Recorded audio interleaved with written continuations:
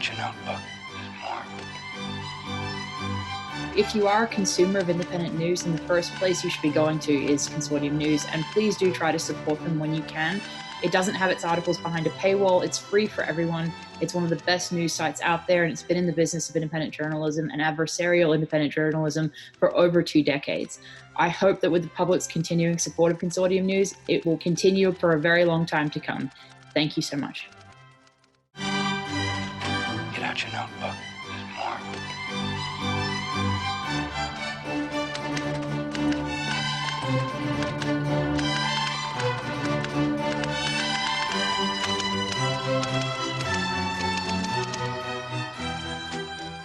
Welcome to CNLive, Season 2, Episode 19, Green Ticket. I'm Joe Lauria, Editor-in-Chief of Consortium News. And I'm Elizabeth Voss. As in 2016, Americans are going to the polls, or the letterbox this time, to choose the next president of the United States from among two less than popular major party candidates.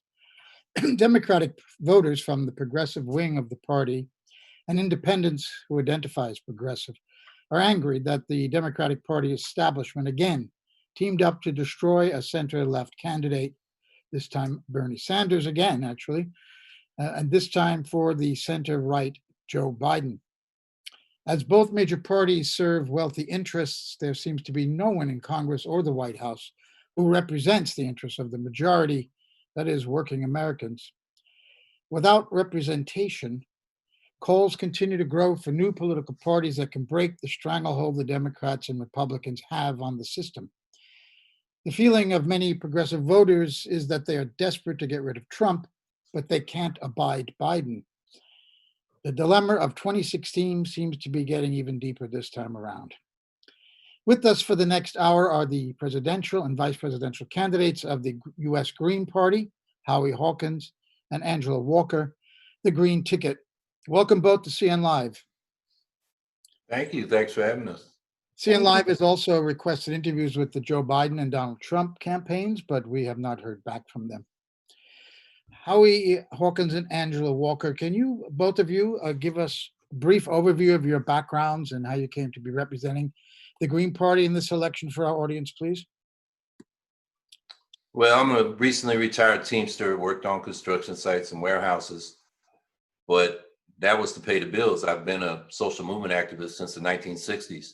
Civil rights, anti-Vietnam War, early ecology movement, where I came up in the San Francisco Bay Area, and concluded back then that both parties were dragging their feet on civil rights at best, and both of them supported the escalation of the war in Vietnam. So I was asking, where's my party? Where's the party that represents peace and justice and the environment? So I supported, the Peace and Freedom Party in 1968. I couldn't vote for it, but I rooted for it and I pestered adults to vote for it, supported and voted for the People's Party in 1972 and 76 and the Citizens Party in 1980. And then I got invited to the first national organizing meeting for the Green Party in 1984. And I've stayed involved in that effort ever since. Greens in New York have run me 3 times for governor of New York. Each time we got enough votes to get a ballot line. And one year we got 5% of the vote. That was the year Andrew Cuomo wanted to run up the vote to get ready to run for president, get more than his daddy Mario Cuomo ever got, get more votes when he was first elected in 2010. And he got less. And he couldn't take us for granted. He had to compete for our votes, and he adopted a number of demands we've been campaigning for, like a ban on fracking, a $15 minimum wage, extending the millionaire's tax, and paid family leave. So I think I'm running for president because of those gubernatorial campaigns I ran. Greens around the country asked me to. Wasn't what I was planning to do, but here I am. Angela. I am, thank y'all for having us. I am a dump truck driver by profession, have been a commercial driver. In January, it will be 20 years. I do it because I love it. Feel like a big kid in my truck. I'm originally from Milwaukee, Wisconsin. I live in Florence, South Carolina, where I am much, much happier. And, I've been a labor organizer. I have been a community organizer. I was part of the Wisconsin Uprising in 2011. I was part of the Occupy the Hood which was an offshoot of the mainstream Occupy movement because it did not address the needs of Black and Brown communities during that time as well. I served as the legislative director for the Amalgamated Transit Union, Local 998, in Milwaukee, Wisconsin, for about 2.5 years. And in 2014, my late friend Rick Cassell drafted me to run against former Milwaukee County Sheriff David Clark. I think y'all know who that is, so I'm not gonna describe him. But as an independent socialist, and in that election, we took 20% of the vote, which shocked everyone, myself included. And that got the attention of the Socialist Party of the USA. And in 2016, I was the running mate of my, very dear friend who also recently departed, Mimi Soltysik. And I ran with him in 2016 and swore off politics forever. And I really, really meant it. And then I got a call this April from Howie Hawkins. And, Howie and I, go back to 2014. We've been on panels together. We've been in discussions together. So, there's a synergy between the Greens and the Socialists. So here I am. Well, thank you. Before we get into some of the issues, I just want to talk about the two-party system. What do you say, first, Howie, to fed up voters who say they're going to hold their noses and vote for Biden as the lesser evil, whether they're in a swing state or not? Noam Chomsky, as I'm sure you know, and Dan Ellsberg are prominent voices who don't like Biden, but who are urging voters, particularly in the swing states, to vote for Biden. What is your response to that, Howard? Well, until the left acts and speaks for itself under its own banner, puts its own program forward, we disappear. You vote for Biden and you're for a Green New Deal and Medicare for all and ending the endless wars, you get lost in the sauce. They don't know you want those things if you vote for Biden, and Biden doesn't know it. He'll take you for granted. And I'm afraid all these prominent progressives telling people they got to vote for Biden everywhere, no matter what, they are reducing the leverage progressives might have. They say defeat Trump, fight Biden. Well, what are they going to fight him with? Biden's going to think he's got the progressives in his hip pocket. So, the first principle of socialist politics since 1850 has been we need our own party for working class people. And for a lot of socialists for a long time, voting for a capitalist party was like crossing a picket line in a strike.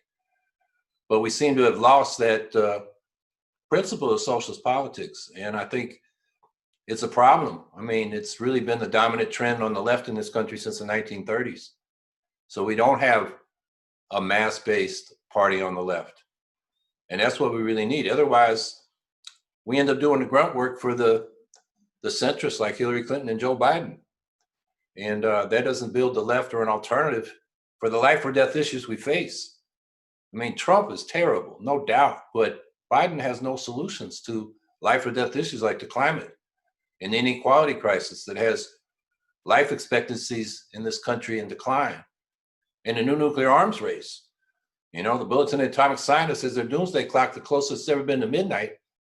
That issue has not been addressed by any of the candidates of either party because both parties support this nuclear modernization where they're deploying new strategic nukes and new tactical nukes.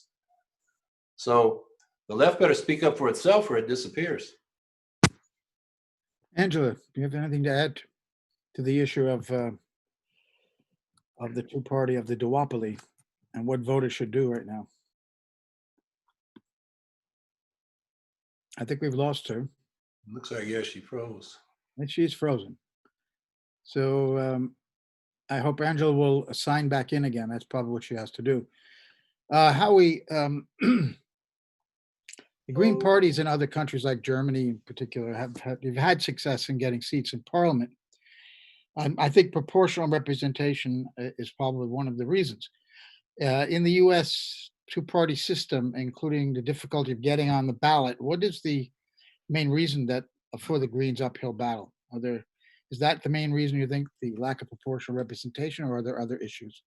That's the main institutional reason. When you have single-member districts, plurality wins, whether it's an executive office like president or for seats in Congress. There is a institutional pressure to settle for the lesser evil to stop the candidate you fear the most. In a proportional system, you can vote for who you want without worrying about helping your worst enemy.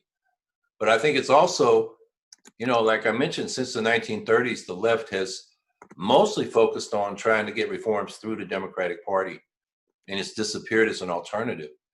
There are countries with single member districts, plurality winner, where they have multi-party systems. Canada, the UK, Venezuela was a two-party system under that, and now the old two parties are long gone. Same in Mexico. So I think that subjective factor is also very important, and the left needs to start acting and speaking for itself instead of trying to be a lobby inside the Democratic Party. So you advocate voters voting their conscience, even though they vote for a party that has very little chance of winning. Yeah, their conscience, their principles. As I mentioned, when I got 5% of the vote running against Cuomo, it made a difference. You don't have to win the office to have leverage in the political system. Now, I think we're on the verge of getting to proportional representation. We now have ranked choice voting in 23 cities and counties. We're using it in the state of Maine for this presidential election. It's on the ballot in Massachusetts and Alaska.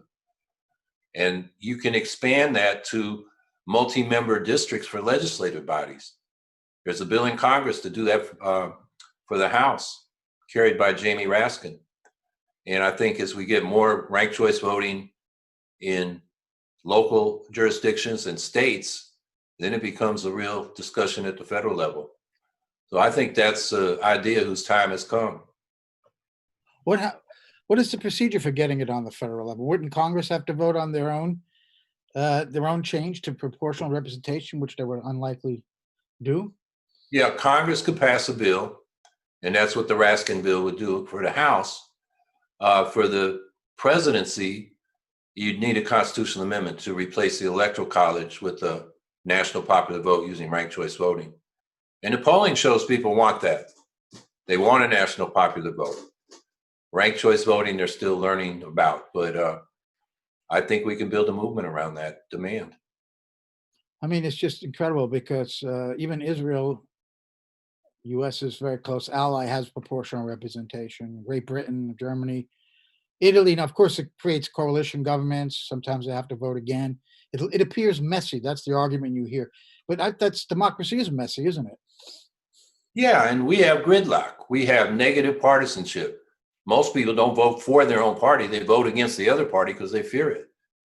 And in the Congress, it pays to go negative.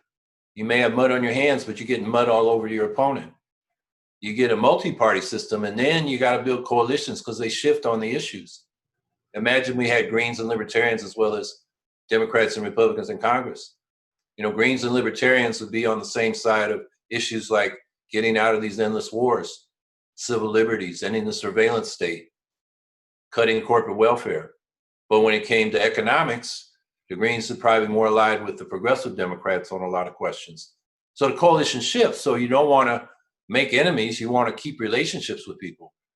And so multi-party systems, they don't get in this negative gridlock because the coalition's got to be built. So I think it creates a more positive, constructive political situation. Probably why they wouldn't want it. Angela's back with us. Angela, let me ask you just a very broad question and then something specific. Can a third party that has a chance to win be built? And would that require some coalitions being formed with the Green Party and other parties? And has there been any effort to do that? I think that it is definitely possible. I think that now more than any other time in recent history, I think people are very serious about making something like that happen. And I think that the coalition building is important. One of the most exciting things about this particular campaign is the fact that we are running on, and part of our campaign is left unity and left solidarity, because we understand, we're not an island as a party, and we're not going to, necessarily hold hands and sing kumbaya with everybody on the left, but there are a lot of places where we can intersect and work together, because we don't have, you know, a broad independent left in this country, and it needs to be built.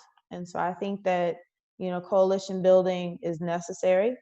And I think that a party that represents working class and cash poor people in this country is very, very possible and can be, you know, I would argue that we're already viable. I have a quick question for both of you, and that is, do you see issues with election integrity standing in the way of your goals in terms of both getting leverage over the Democratic Party and potentially achieving ranked choice voting and that type of thing? Howie, you first. Well, election integrity is a huge issue. There's, of course, Republican voter suppression, massive issue. The Electoral College, you know, came into play in 2016 and elected the losers, you know, Donald Trump and George Bush. They lost the popular vote. But it wouldn't even have been close without massive suppression of particularly the Black vote.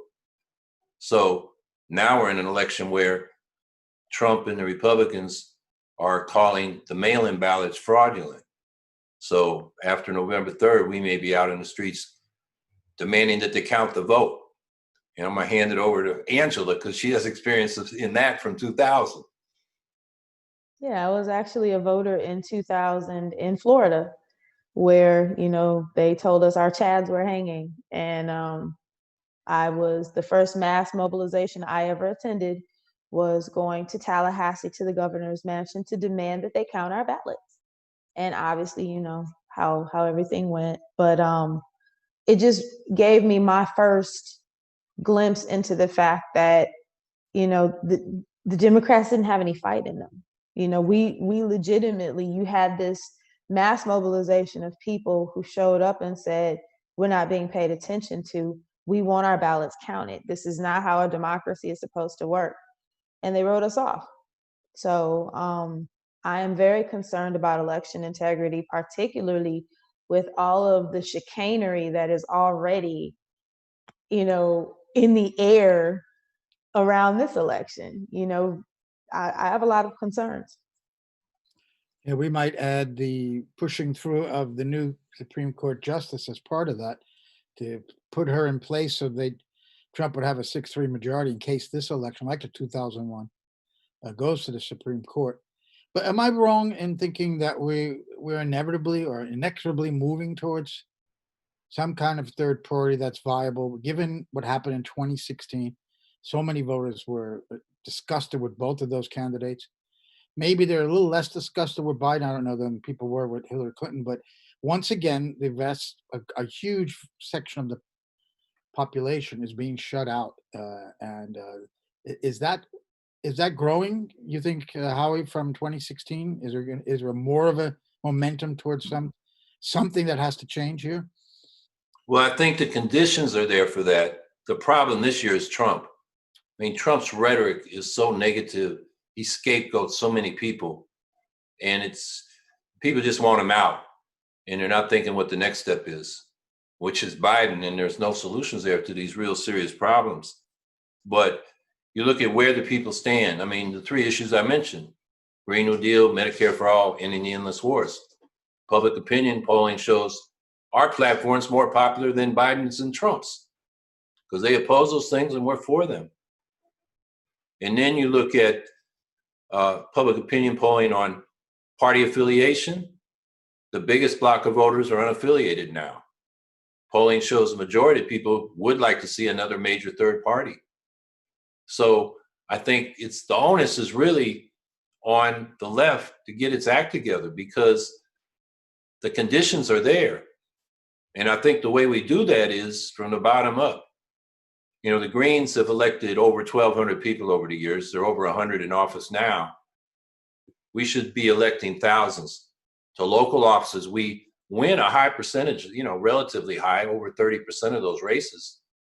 It's a matter of knocking on doors, identifying your support, and getting out to vote. In those local races, big money doesn't play such a big role. It's really, you know, going out there and talking to the voters.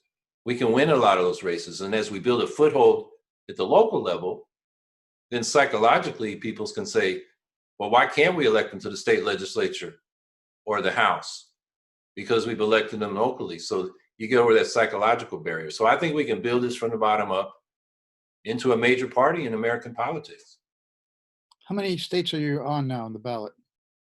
We're on 30 states. That's 73% of the electorate, 381 electoral votes. And where we're official write-ins, where the votes will be counted, it's 17 more states. That's I think it's 94% of the electorate and 514 electoral votes out of a possible 538. What is the source of your campaign contributions?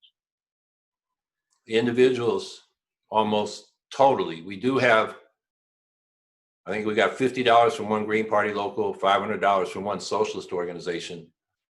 So aside from those sort of political action committee donations, which we'll accept from people's organizations, we won't accept from, corporate or for-profit interests.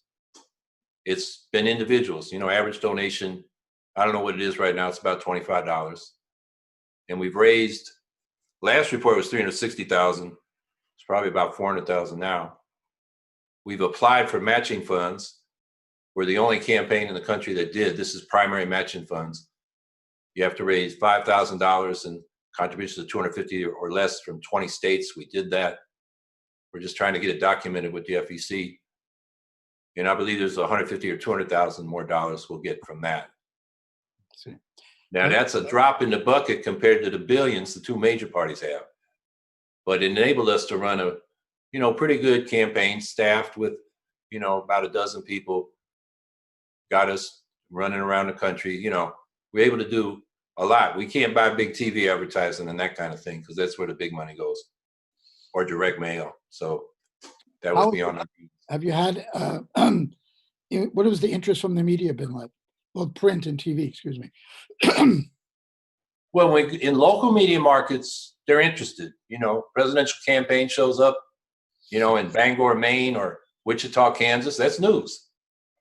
But the national networks, the cable news networks, the, agenda-setting newspapers like the New York Times and the Washington Post, it's been nothing. We got 3 minutes on Morning Joe the week before last, which is really a setup, to say I'm a spoiler. So I was on camera for 3 minutes, and then they spent 2 minutes after that saying why. I mean, Willie Geist had to admit my program was popular, and a lot of people might want to vote for it, but not this time. And then the only time New York Times or Washington Post covers us is when we get knocked off a ballot in some state, like Wisconsin or Pennsylvania. So we've been basically blanked out. Yeah. We get more coverage, a lot more coverage in Europe and Latin America, Morocco, places like that, but not the United States. I'd like to move to foreign policy now. Let me ask you this. What is the biggest foreign policy problem facing the U.S., Howard? Well, it's trying to be a global military empire. It is a global military empire. And that's not about the peace and security of the American people. It's about the security of the profits of US-based global banks and corporations. So it's an enormous drain of resources, and it makes enemies instead of friends around the world. So we want to totally change the direction. We have peace initiatives. We want to cut the military budget by 75%, withdraw from these endless wars, start withdrawing our troops from these over 800 foreign military bases, pledge no first use of nuclear weapons, and with tensions reduced, go to the other nuclear powers and deal with this global nuclear weapons crisis and negotiate complete and mutual nuclear disarmament under this new treaty on the prohibition of nuclear weapons, which 122 nations agreed to the text of 3 years ago. And now 50 states have ratified, and it's gone into effect for them. That just happened this week. And go there with world public opinion. Those nations, the International Campaign for the Abolition of Nuclear Weapons got the Nobel Peace Prize for getting that treaty, the text agreed to by those 122 nations. And hardly anybody in America knows about that because the two major parties are for nuclear modernization, deploying these new nuclear weapons.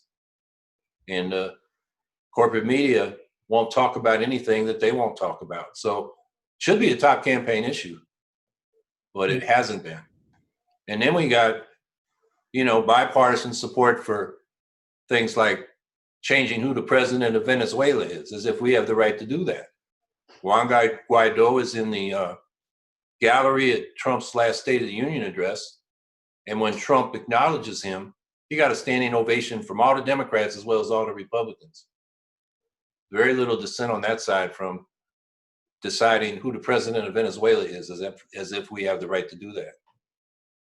Howie, if I'd asked the other two guys running, what's the biggest foreign policy problem facing the U.S., they would have said some combination of Iran, China, Russia, Venezuela, etc. But you've pointed out it's the United States itself that's the biggest foreign policy problem, isn't it?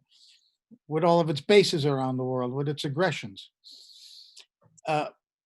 Andrew, let me ask you, does the U.S. really face any threats in the world, as we keep hearing? I don't think that it's what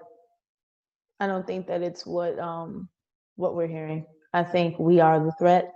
I agree with Howie on that. I think that, our idea of American exceptionalism, that, we have the right to, you have something under your sand or something under your soil or in the mountains in your country, and we want it, we come take it because we're us. And, we've got the biggest toys, we've got the biggest, we can mobilize our military. We are the threat. And, other countries aren't shy in letting us know that. So I think that, going to what Howie was saying earlier, we really have to change the way that we move in the world if we want to change our standing and the way that we are working with other countries.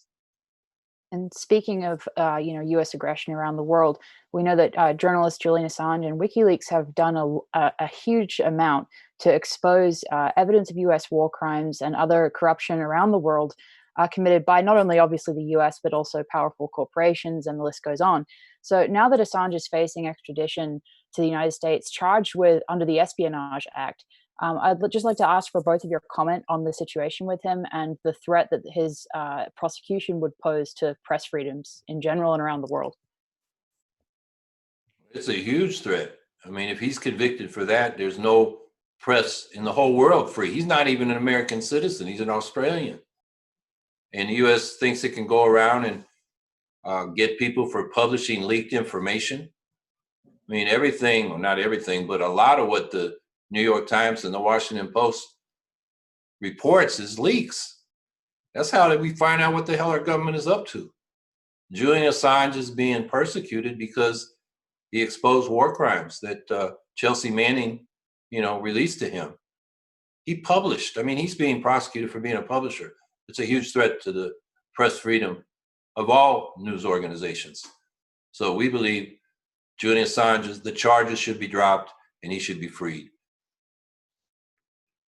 Angela, did you want to add anything to that? No, I agree with what Howie said.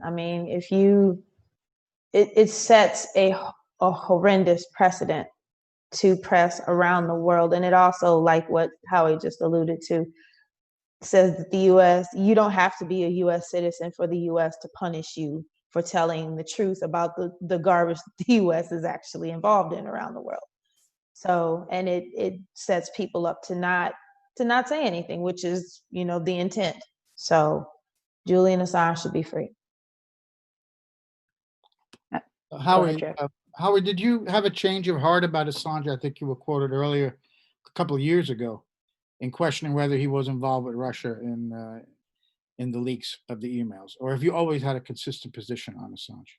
Yeah, I've always said Assange should be free. I think in an interview I did say I was critical of him for direct messaging Donald Trump Jr. during the 2016 campaign, which I was actually recently talking to Daniel Ellsberg, who is trying to get me to tell people to vote for Biden in the battleground states.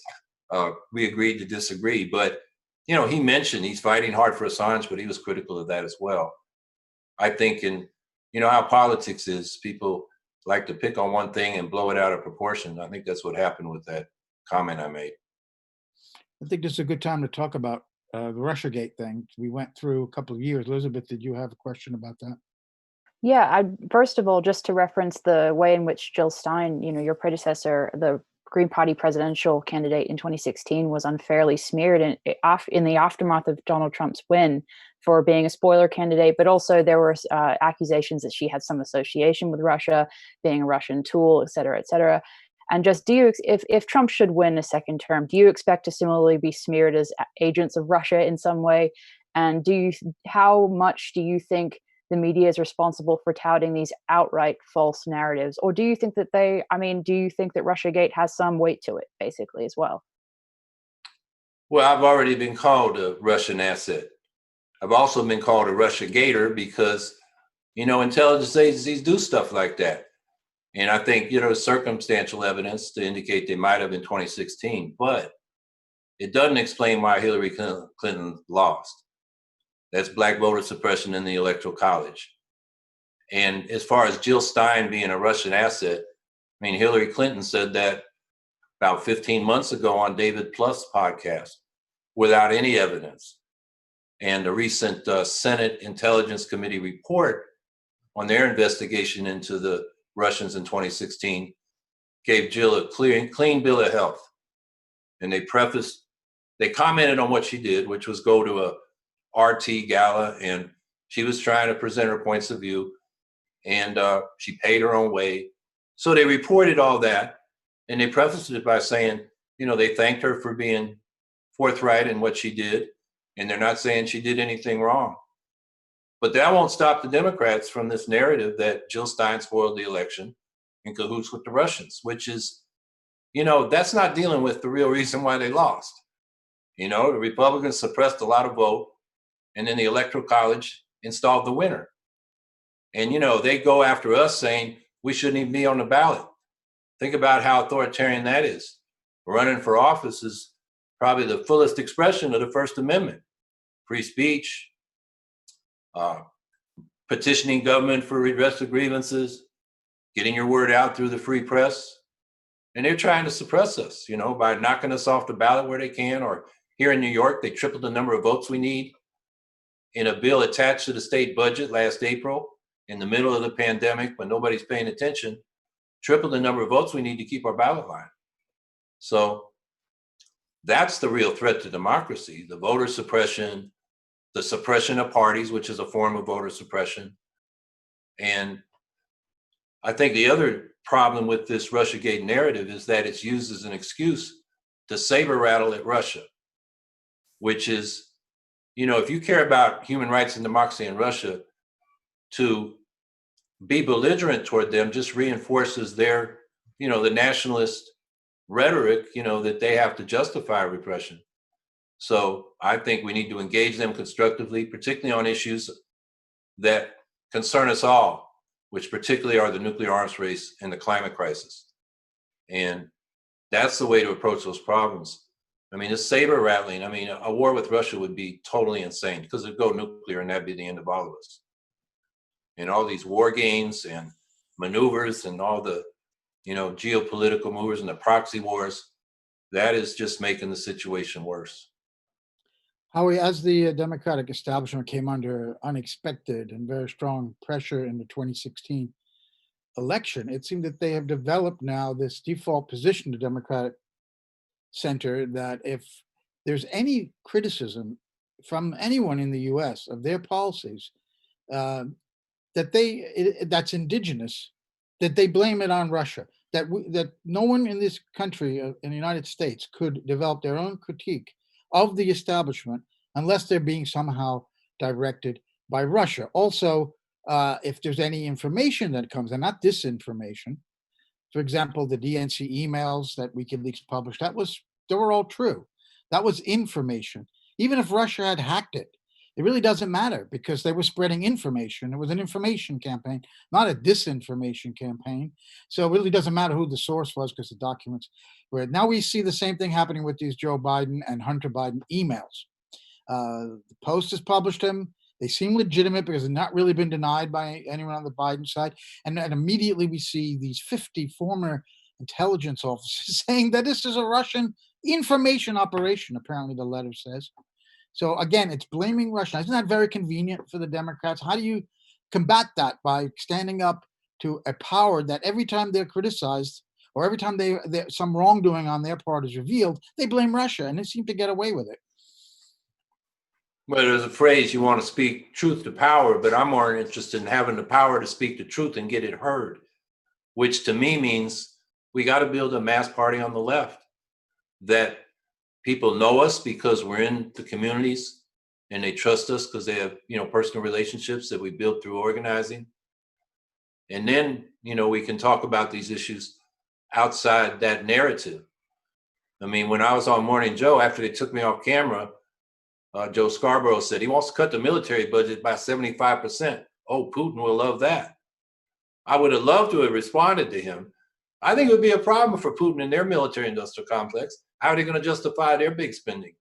I mean, it would change the dynamic, but that's not in the mainstream narrative. It's, anytime you criticize the Democrats, the quote unquote, the left in the mainstream narrative, you must be working for Russia.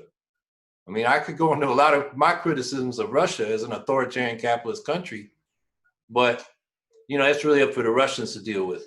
I got to deal with my own authoritarian capitalist country where I live. Even if the U.S. cut their military by 75%, they'd still spend probably more than Russia does, and maybe even Russia More than any other country in the world. Still. Now, Howie, this issue of the myth of America that is so successfully sold to the people, and to me, I look back to Hiroshima and Nagasaki as creating some kind of megalomaniacal leadership in the U.S. We had Curtis LeMay during the Cold War wanting to drop 300 nuclear weapons on the Soviet Union, etc. And this has been an inherent part now that both Trump and Biden seem to embrace, this nationalistic, chauvinistic America having to teach the world democracy. When we really, if you look at it with clear eyes, you see they're pursuing strategic and geostrategic and economic interests. And they're not spreading democracy. Libya, Syria, the countries where they touch are in collapse. They overthrow Democrats like Mossadegh in Iran, or Arbenz in Guatemala, or Pinochet, or Salvador Allende in Chile, to put in place kings, military dictators. They've done it in Syria. They've done it so many places since the end of the Second World War when the CIA began, with the bombings behind them, and which showed unbelievable power that no nation has ever had before. How can you address this to the American people without them feeling insulted? It's hard to tell the American people you aren't as great as you're told that you are. How do you make that argument to them? Well, my argument is all this foreign military interventions, all these endless wars is not about our peace and security. It undermines our peace and security.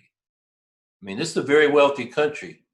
I like a phrase Ralph Nader used to use. Instead of being the world's global military empire, we should be the world's humanitarian superpower and provide aid instead of arms and make friends instead of enemies.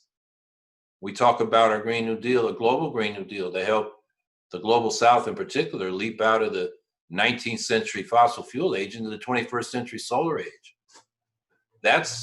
That would do more to promote our peace and security and world peace and security than this global military empire, which just makes things worse. And you mentioned, when you were starting to list some of those countries, I'm thinking more recently, like Honduras, President Zelaya being grabbed in his pajamas one morning, and Clinton right away says it's constitutional, and the U.S. supported that.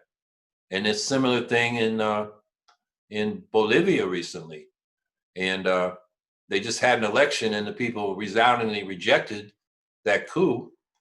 But this is something that's ongoing, and I think you just got to explain to people, like Muhammad Ali used to say during Vietnam, I don't have no beef with no Vietnamese. I'm not going to go fight them. I think, we got to ask. I know I'm a former Marine. I was talking with a Marine who had been to Helmand Province twice. Very conservative guy, culturally conservative. And we were talking about his experience, and he said, I was over there twice, and these farmers, we couldn't engage them because of the rules of engagement during the day while they're farming. And then they go home, get their rifles, and we'd shoot at each other at night. And then he said, they're back there farming and I'm here. What the hell was I doing there? And I think you can explain that to Americans, but we can't do it through the corporate media.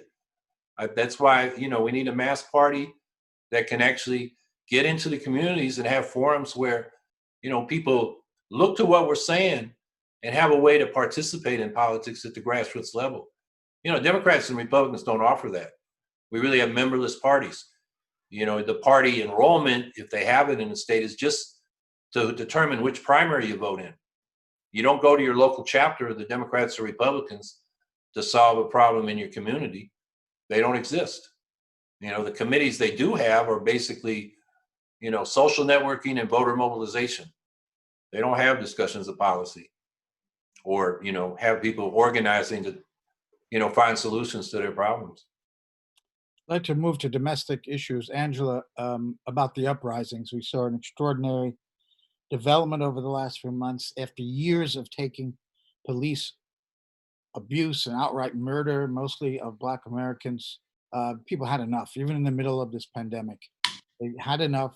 We saw an unbelievable uprising. For me, the toppling of statues, those statues are the leaders who created the system that we live under.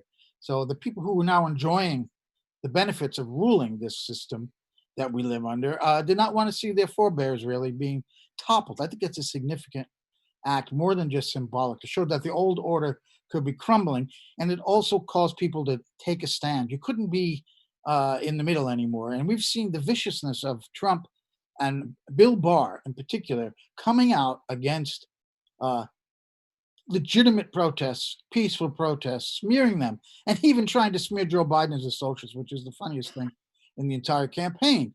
But I want to ask you, Angela, about the uprisings. Where direction should they go? How do you avoid them being co-opted by the Democratic Party? How does it remain a legitimate movement that can really bring change by keeping the pressure on I think, a frightened establishment? I think that, and I'm thinking of, because the movement for Black Lives virtually held its Black National Convention, at the beginning of the summer, and I attended. And one of the things that is on, was up for discussion is the fact that co-optation is a threat by the Democrats. And that in order for Black people in this country to fully be able to advocate for their own, for our own liberation, we absolutely have to have independent, an independent party or an independent, and they're still working this out. It's not, it's something that's in the works as far as I understand. But the emphasis is on remaining independent and that crafting our own agenda, and that these are things that are not, coming from the power structure, which is what usually happens. They tell us what we need, and, it's all pacification techniques. And what we're seeing with the way that these uprisings are manifesting now is that these young people are seeing through the pacification tactics. They see these things, the kneeling in kente cloth, which was ridiculous and gross. The painting of Black Lives Matter murals in the street. Yeah, that's cute, but that's not what we're asking you for. We want systemic change. And at this point, we realize that a lot of folks are still, which is, I wasn't encouraged to see it, but watching the convention, a lot of us are still very plugged into the Democratic Party. A lot of us really still feel that, we can push the Democratic Party towards our agenda. But you got a whole lot of folks in this country right now, Black folks, that are saying, I want nothing to do with it.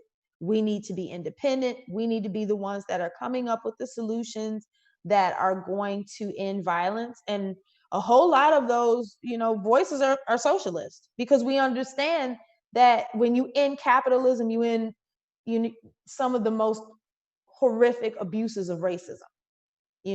They're tied to capitalism. And, a lot of people that are coming forth and saying these things are socialists. So, It's not something that is solidified, but one thing that is prominent is that people understand that the things that the Democratic Party have been throwing us are topical solutions because they want to keep kicking the can down the road. They don't want to tick any of their donors off. Defund the police. Why would we do that? We don't want to look bad, even though, we don't want to tick off police unions. We don't want them angry with us. Well, there's a lot of growing quarters, among Black folks in this country. They're saying we're not playing this game with y'all anymore, and are looking to create independent bodies outside the duopoly to get what we need done.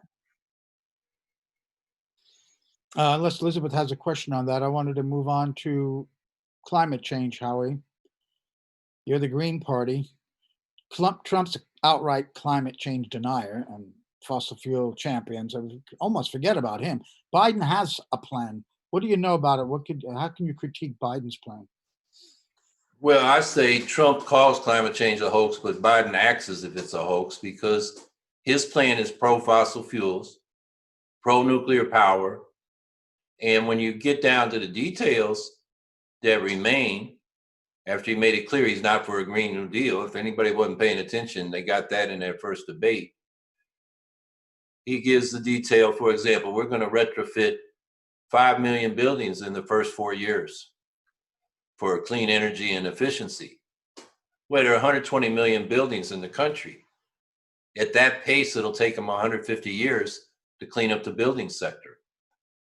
When they talk about transportation, they talk about 50,000 electric vehicle charging stations, but not about revamping the whole transportation system around, rails, light rails in the city, high-speed trains between the cities, and putting most of the freight on electrified rails, which is a lot cleaner than, trucking now.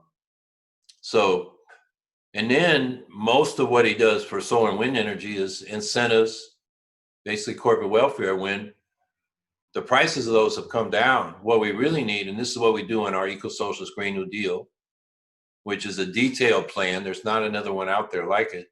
We show our homework. We show them how much it'll cost transform all productive sectors, not just energy production, but manufacturing, agriculture, buildings, and transportation. And we show how many jobs it will create. It creates 38 million jobs.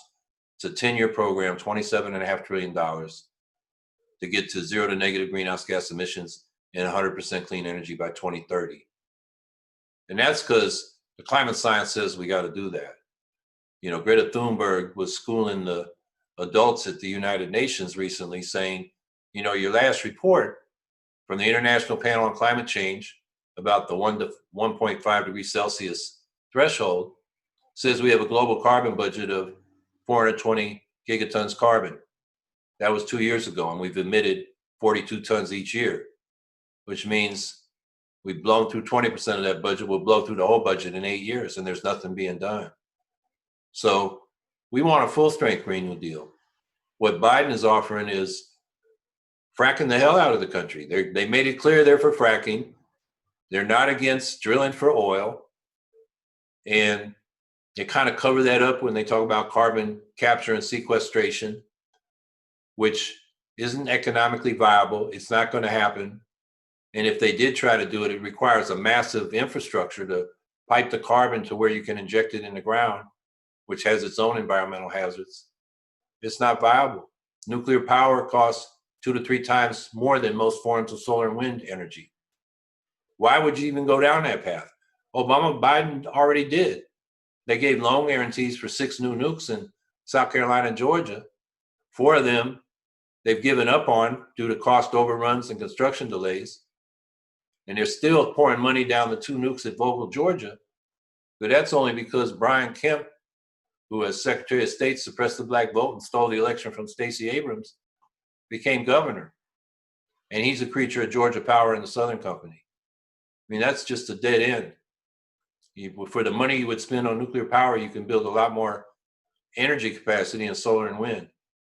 So there's not really a plan there.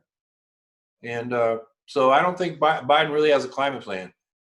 And then when he presents it, he talks about, some public investment, which really means corporate welfare, not the government itself employing people and making things that we need, which is what our eco-socialist Green New Deal does.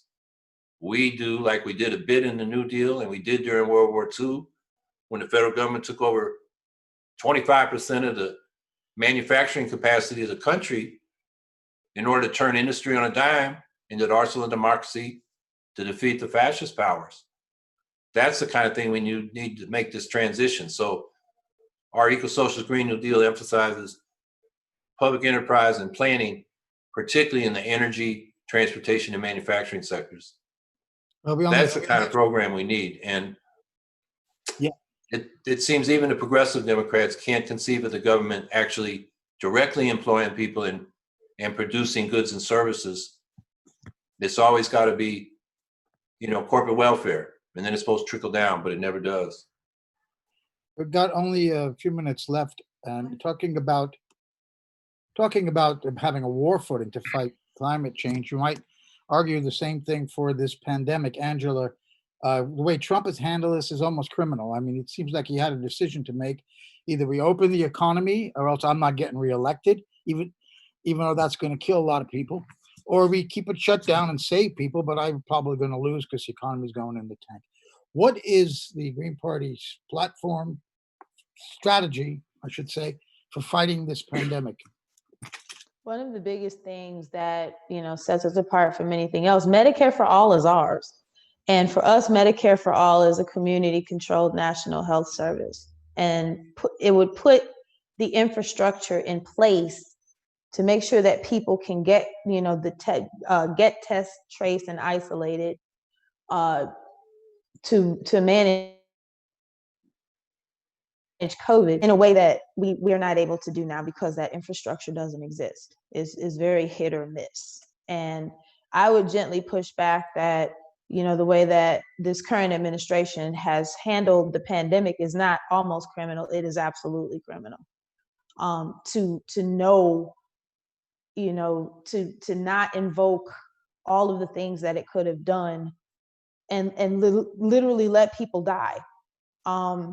There's a lot of things that could have, if we're going to have people shelter in place, our administration would understand that folks, need to be financially supported. And so making sure that, not this hit or miss, $1,200 maybe, that a whole lot of folks didn't get. Our proposal is $2,000 every month for every adult, $500 a month for every child for the duration of the pandemic, so that people are not being forced out into the workplace during, a plague. And also, alluding to what Howie said about turning the government on a dime, there should be no shortage of PPE for anyone who needs it. Just thinking of nurses taking pictures in garbage bags and folks sewing PPE at home because there was nothing available, when we as a country could have been producing that. And that's something that the president could have made happen and chose not to. And I have my reasons, behind wondering what his motivations were, but the fact remains is he could have done this. There's a lot of things that we could have done to make sure that people were able to shelter in place and be safe and not be forced out to work, or to school or wherever. And being that I was, thinking about the fact that I've been classified as an essential worker. I've worked the duration of this pandemic. So just thinking about people who are endangered, they've been treated like they're expendable. And we didn't have to go that way. That $2,000 a month is really key to this. There are other countries, Britain, Australia, I think France and Germany, they paid their workers so they wouldn't starve. So if you're going to tell people to have to stay home, you've got to pay them. And instead, Howie, we saw these bailouts of again, Wall Street, big corporations feeding at the public trial again in the middle of a crisis. I mean, there can't be a worse advertisement for a plutocracy than what we saw here. And yet the message doesn't seem to get through that this is what's happened. I think the people on the ground do see that, don't they? They only got their $1,200 and they read that Wall Street got a bailout again when they didn't need one. How do you translate that anger again into some kind of mobilization to change this? Well, I think where it's gone is to the vote for Biden, because Trump has been so bad on it. I don't expect much from Biden, but I expect him to listen to the public health officials and do what's necessary to suppress community spread, which is test, contact trace, isolate those exposed and infected. And you suppress community spread, then you can go back to work and school relatively safely. One thing that doesn't get talked about enough is OSHA should have had a special regulation to make sure everybody had the protections they needed in terms of PPE, and that workplaces and schools were restructured so you could maximize the social distancing. And OSHA's been AWOL. And we expect that from Trump, but I haven't heard the Democrats, really push on that issue. Some in the labor movement have, particularly those industries affected. But to me, the total disaster of the COVID pandemic shows how the two governing parties are presiding over a failed state. All the Pacific Rim countries, European countries, many countries in the global South figured out how to test, trace, isolate. They suppressed community spread, and then they went back to work and school relatively safely. And we're now in the middle of this pandemic having record numbers of people the last week, become infected. We got 4% of the world's population and 25% of the infected and the deaths. It's a total failure. And while Trump has been a dummy about it, he could be campaigning on how he saved us from the COVID pandemic if he just followed the public health officials. Instead, like you pointed out, he wanted us to go out and die for the Dow. He didn't care about us. He cared about the stock market. Instead, I think it's, killed any chance he has to win if the vote is counted. So this is something that we could have done a lot better on. But this country, they got gridlock in Congress, so they can't get, any kind of relief to the people. And the president he's like a child, he's like plays make-believe. It's going to disappear. We've turned the corner as it gets worse and worse. It's unbelievable. By the way, I said almost criminal because I'm not quite sure what statute you can get him on. It must be something for the way he's handled this crisis. Maybe anyway. I want to end now by allowing you to make final statements. Elizabeth, this is your chance to ask a few more questions. Well, I was just going to ask both of you to comment on how much of an insult you feel it is that the Democratic Party nominated somebody like Joe Biden with his history, especially in regards to the 94 crime bill, and Kamala Harris as his vice presidential candidate with her record as a very corrupt prosecutor. How much more tone deaf could the Democratic Party possibly be? Angela, if you want to go take that first. And tone deaf is exactly what we said. We understood going in that it would probably be Senator Harris who would get the nomination. And when they did, it was just like, y'all are serious. You're really going to do this when there's a rebellion happening across this country, and you nominate someone who is the embodiment of everything this rebellion is rebelling against. It was just, I couldn't make it up. And, just the celebrating, going to what you said about insult, just the celebration of the fact, on the Democrat side that, hey, we're running a Black woman for VP. This is the first Black woman. Our side said, oh, excuse me, wait a minute. The left has been running Black female VP candidates for decades.